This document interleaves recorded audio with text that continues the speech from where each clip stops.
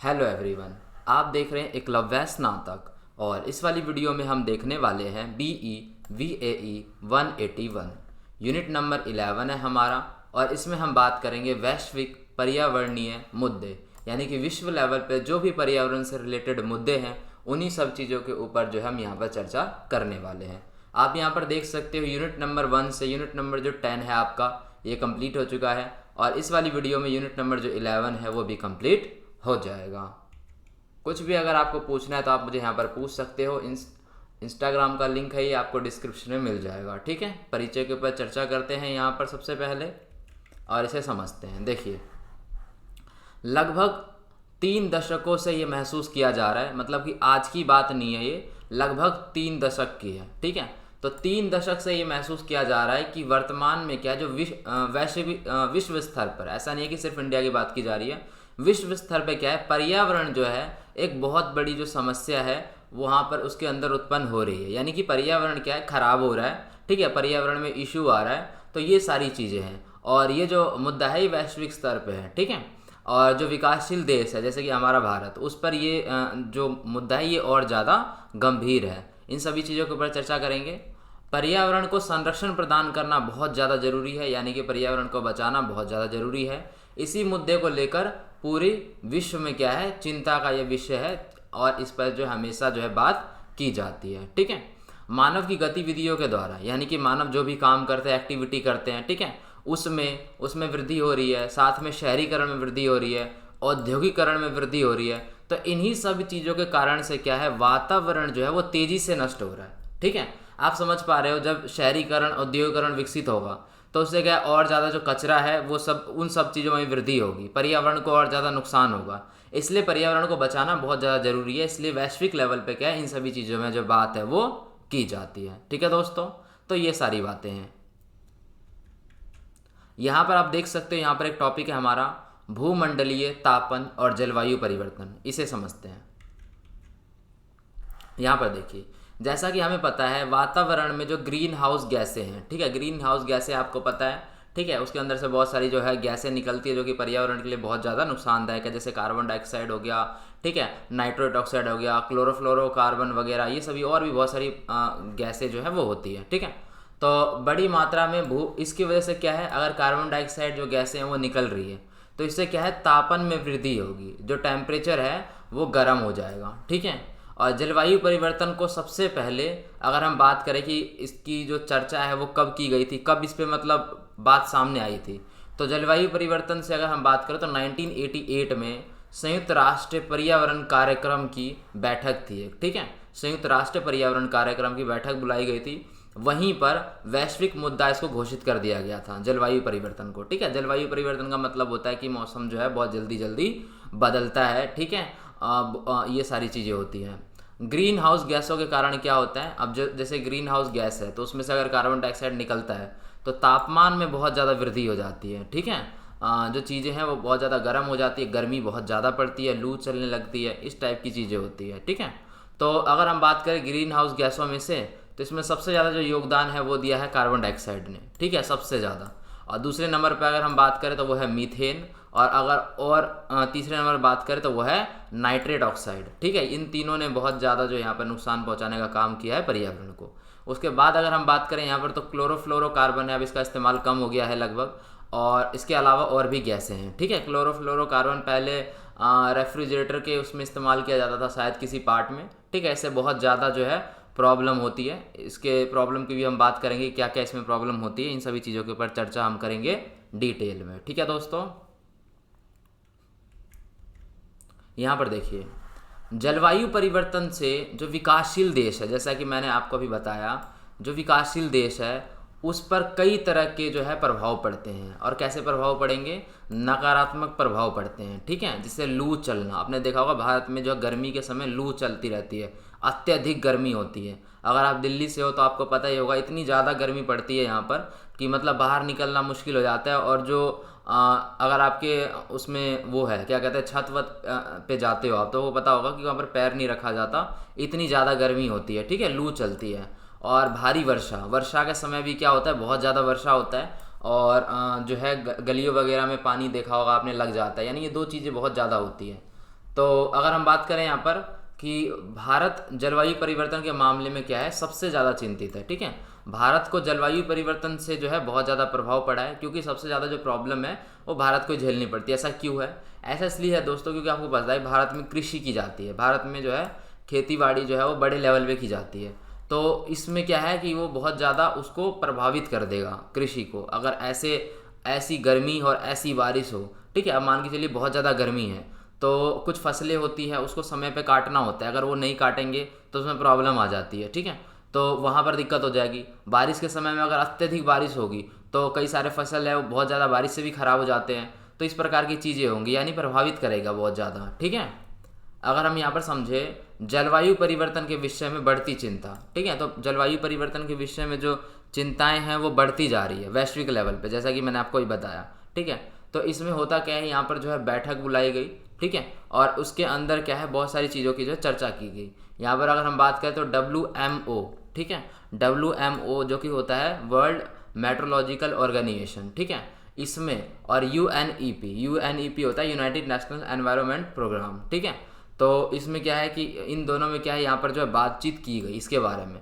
और उसके बाद सन 1988 में जलवायु परिवर्तन पे IPCC बनाया गया। ठीक है, IPCC क्या था, इसमें था intergovernmental panel of climate change, ऐसा ही कुछ था। इसमें जो है बहुत सारी बातों को रखा गया कि क्या क्या चीज़ें जो है वो करनी चाहिए, यही सारी बातें थी। ठीक है, और जिसमें अनुमान लगाया गया कि वर्ष 21,000 तक, ठीक है, तो इसमें अनुमान ये लगाया गया कि 21,000 तक धरती की सतह का जो तापमान होगा वो बहुत ज़्यादा बढ़ जाएगा। ठीक है, IPCC में तो उसमें बहुत सारी बातों की जो चर्चा की गई, तो उसी में से एक बात ये भी थी कि आने वाले समय में क्या होगा, बहुत ज़्यादा जो तापमान है वो बढ़ जाएगा। ठीक है, यानी कि ऐसा तापमान बढ़ेगा जो कि पिछले 10,000 वर्षों में नहीं बढ़ा है। ठीक है, उससे भी ज़्यादा, उससे भी अधिक क्या है, तापमान में वृद्धि हो जाएगी। तो ये सारी चीज़ें, ये सारी जो बातें हैं ये काफ़ी चिंता प्रकट करने वाली बातें, मतलब कि इससे क्या है बहुत सारे जो नुकसान है वो हो सकते हैं।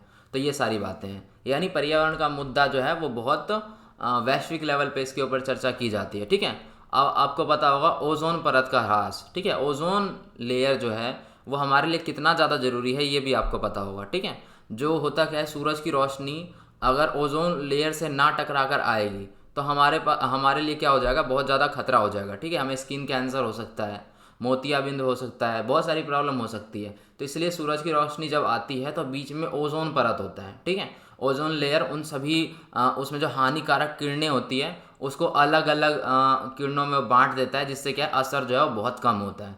ठीक है, तो ये सारी चीज़ें होती है। ओजोन परत का ह्रास, तो अब जब पर्यावरण नुकसान होने के कारण जब क्या यहाँ पर पर्यावरण को नुकसान पहुँचेगा तो ओजोन परत में छेद हो जाएगा। ठीक है, और जब ओजोन परत में छेद हो जाएगा तो आपको पता है फिर सूरज की किरणें जो है डायरेक्ट धरती पर आएंगी, और जब डायरेक्ट धरती पर आएगी तो फिर उससे बहुत सारे नुकसान हैं, जैसा कि मैंने आपको बताया स्किन कैंसर वगैरह हो जाता है। ठीक है, तो ये सारी चीज़ें हैं। यहाँ पर समझिए, आपने पृथ्वी के वायुमंडल के बारे में पढ़ा होगा। ठीक है, उसमें आपने क्षोभ मंडल, समताप मंडल और मध्य मंडल के बारे में पढ़ा होगा। तो उसी में से एक है अपना समताप मंडल। ठीक है, इसी समताप मंडल के ही अंडर में यहाँ पर आता है अपना ओजोन परत। ठीक है, इसे समझते हैं थोड़ा। यहाँ पर देखिए, समताप मंडल 15 से 50 किलोमीटर दूरी तक जो है ये फैला हुआ होता है। ठीक है, मतलब इसका जो फैलाव है ये होता है 15 से 50 किलोमीटर तक, और जो ओजोन परत है ये इसी के एक भाग में पाया जाता है, इसी का भाग है ये ओजोन परत। ठीक है, अब होता क्या है कि जो पैराबैंगनी किरणें होती हैं, ठीक है, पैराबैंगनी किरणें जो होती है वो समताप मंडल की ओजोन परत से आती है, जिसको 99% तो वो अवशोषण कर लेता है। ठीक है, और उसको क्या करता है, अलग अलग चीज़ों में, टुकड़ों में बांट देता है। अगर वो ऐसा नहीं करेगा तो फिर यहाँ पर हो जाएगी बहुत ज़्यादा दिक्कत। UVA, UVB और UVC इसमें विभाजित कर देता है, और तो फिर क्या है, हमें जो उसका नुकसान होता है वो नहीं होता है। ठीक है, नहीं तो अगर डायरेक्ट आएंगी तो बहुत ज़्यादा नुकसान होगा। ठीक है, और ओजोन परत का ह्रास का क्या मतलब है कि ओजोन परत जो है पतला हो रहा है। ठीक है, और ऐसा भी हो सकता है कि पतले होने के बाद वो बिल्कुल ख़त्म ही हो जाए। ठीक है, ऐसा सुनने में भी आया था कि कोई एक ऐसी जगह थी जहाँ पर ओजोन परत में छेद हो गया है। ठीक है, तो वहाँ पर क्या है, सूरज की डायरेक्ट किरणें जो है वहाँ पर आएंगी। ठीक है, उससे बहुत ज़्यादा उस एरिया के लोगों को नुकसान पहुँचेगा। तो ये सारी चीज़ें होती है।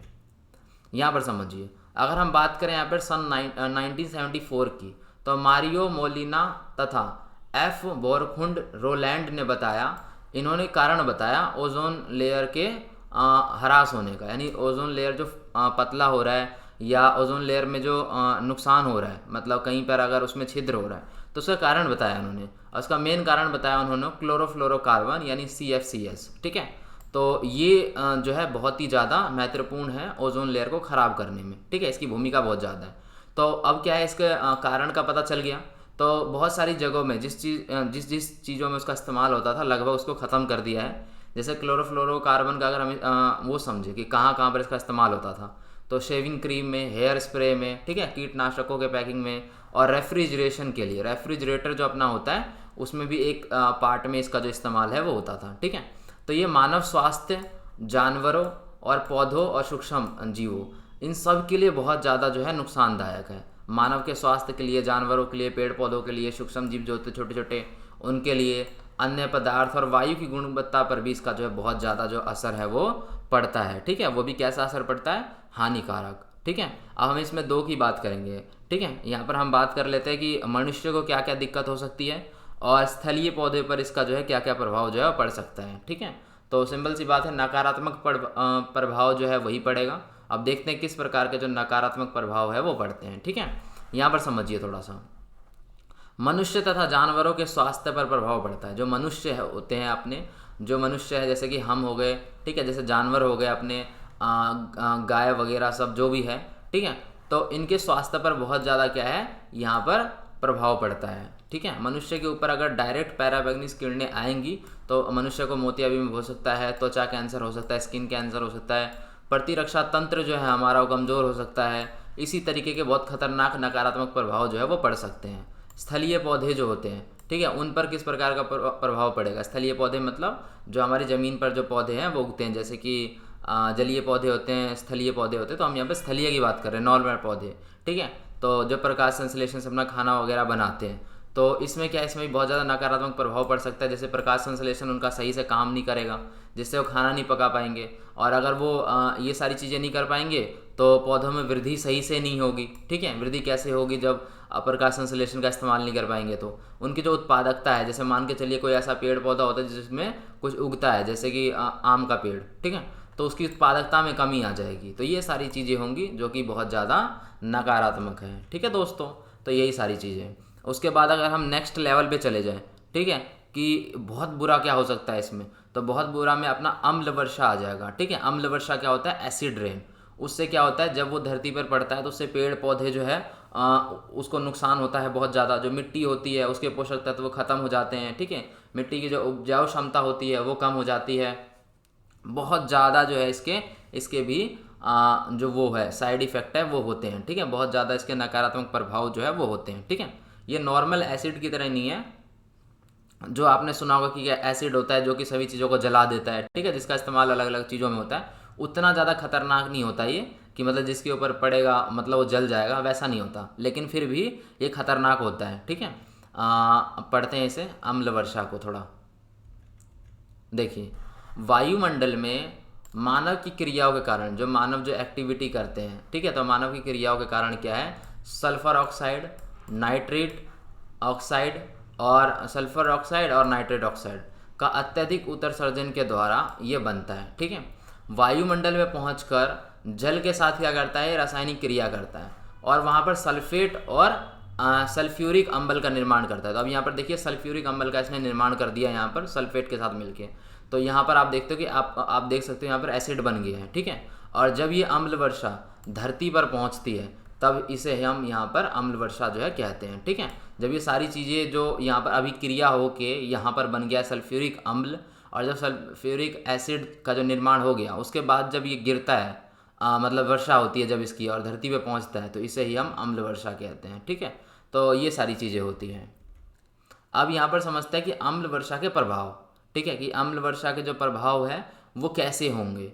सिंपल सी बात है, वो नेगेटिव होंगे। और किस तरीके के नेगेटिव जो है प्रभाव है वो हो सकते हैं, समझते हैं इसे। देखिए, अम्ल वर्षा के प्रभाव, आपको पता है कि अम्ल वर्षा जल का जो pH मान होता है वो लगभग 4 होता है। ठीक है, ऐसे अम्लीय जल के अनेक हानिकारक प्रभाव जो है वो हमारे सामने हैं, हो सकते हैं। जैसे कि फसलों की बात करें और पेड़ पौधों की बात करें तो उनके साथ क्या जो है यहाँ पर नकारात्मक प्रभाव होंगे, देखते हैं। अम्ल वर्षा क्या है, मिट्टी को प्रभावित कर देती है, मृदा को, ठीक है। मृदा के अंदर जो पोषक तत्व होते हैं, जो किसी चीज़ को उपजाने की क्षमता होती है, वो ख़त्म हो जाती है, ठीक है। अम्ल वर्षा मृदा में उपस्थित जितने भी खनिज होते हैं, जो पोषक तत्व होते हैं, उनको प्रभावित करती है बुरी तरीके से। प्लस में क्या है कि मिट्टी की उपजाऊ शक्ति को भी कम कर देते हैं। तो ये सारी चीज़ें होती हैं। और अगर हम बात करें सब पदार्थों पर क्या प्रभाव होता है, ठीक है, पदार्थ यानी कि धातु, ठीक है, धातु का एग्जांपल लेते हैं। तो अम्ल वर्षा से क्या होता है, धातुओं पर जंग लग जाता है, ठीक है। ये सारी चीज़ें होती है। अगर मान के चलिए कि कोई चीज़ है ऐसी जहाँ पर जंग लगने वाली है, तो वहाँ जंग लग जाएगी धातु पे। कोई ऐसा स्मारक है तो उसकी जो है वहाँ पर चमक चली जाएगी, ठीक है, और उसमें जो पॉलिश वगैरह है वो ख़त्म हो जाएगी, जिस पर इस सभी चीज़ों का यहाँ पर जो प्रभाव पड़ता है। अम्ल वर्षा का बहुत ज़्यादा जो प्रभाव है यहाँ पर पड़ता है। तो यही सारी चीज़ें हैं दोस्तों, ठीक है। और टेलीग्राम पे आप ज्वाइन हो सकते हो। इसमें हम क्या है कि वीडियो के लिंक डाल देते हैं, आने वाले टाइम में हम नोट्स वगैरह इसमें प्रोवाइड करवा देंगे। तो टेलीग्राम और इंस्टाग्राम का जो लिंक है आपको डिस्क्रिप्शन में मिल जाएगा, आप वहाँ पर चेक कर सकते हो, ठीक है। तो यही सारी बातें थी। वीडियो आपकी यहाँ पर ख़त्म हो चुकी है।